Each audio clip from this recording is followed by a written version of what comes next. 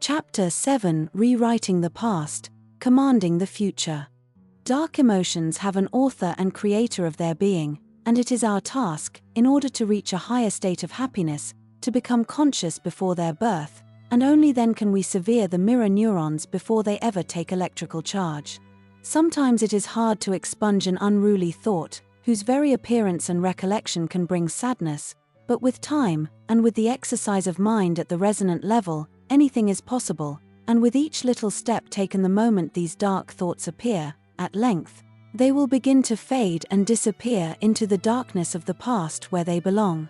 Memory reconsolidation allows us to modify, change old memories, and in their place to consolidate new memories, which are propitious to our very well-being. When we achieve this state of self-censorship at the resonant level and are able to be the guardian of our mirror neurons, we can then take charge of what is created within us and what is not.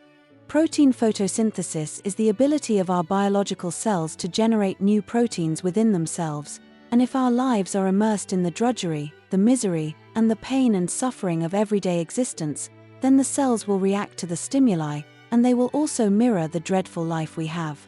But if we build a resilient mind able to generate a world of light, a constant stream of beautiful thoughts and imaginings, then the same will happen within the resonant level of the cell, and the proteins, the good and optimistic proteins, will become born, and a new and happy reality for us will abound. In this new dimension, there will be greater clarity of thought and creativity, social cohesion through acceptance, since we have consciously detached the attachments of the past and are now living a new life bereft of harmful recollections. Oftentimes, however, thoughts of the past, guilts of the past, have the potential to flood into our minds when we lapse into moments of not being aware. This vacuum of consciousness is a fertile ground for disabling thoughts of happiness and well-being.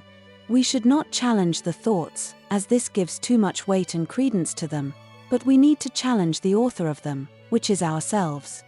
Often our actions and mistakes of the past bring upon us the feeling of cognitive dissonance, where two beliefs simultaneously vibrate within our minds, and our actions, one belief, have contradicted our beliefs and perceptions, other belief. The effect is to feel psychological stress or mental discomfort. If we allow this cognitive dissonance to continue, we will forever face the impact of psychological stress that it brings with it. We must endeavor to deal with it and eradicate it. We must command our will to control the cognitive dissonance felt in the contradictory frequencies of vibrations, and we must resist the strain. One of the most debilitating states is the one whereby we think we have to do something to change the state and direction of our lives, but on the hand, we cannot see the point, we cannot see the end, even though we know, out there, both in the present and in the future, there is a point and purpose to what we have to do. This state of cognitive dissonance stifles the soul and renders actions limp against the intransigence of mind. We become with identity mere vessels tossed upon the seas of ravaging fortunes. We all need an identity, a self, who can believe in. If we cannot believe in ourselves, then we have no chance of believing in anything outside us. Nothing becomes possible in this state. Steadfastly persevering on thinking there is a better existence, but not knowing the prescription with which to administer a remedy, is soul-destroying. It is then, at this critical impasse, there is a need to reach within the resonant soul of yourself and to find alternative guidance in both the spiritual, philosophical, and metaphysical.